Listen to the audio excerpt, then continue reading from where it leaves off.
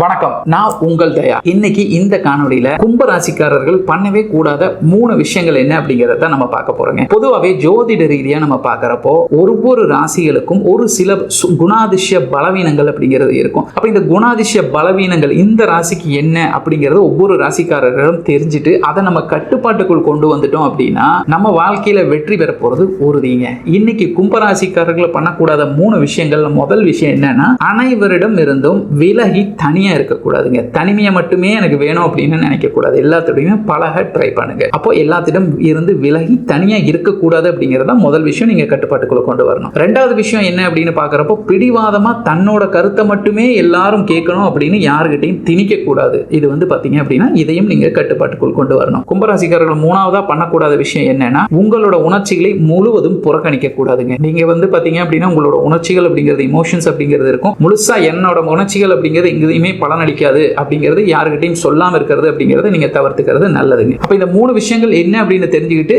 இப்போ நீங்க இதை கட்டுப்பாட்டுக்குள்ள கொண்டு வந்துட்டீங்க அப்படின்னா கும்பராசிக்காரர்கள் வெற்றி பெற போறது உறுதிங்க.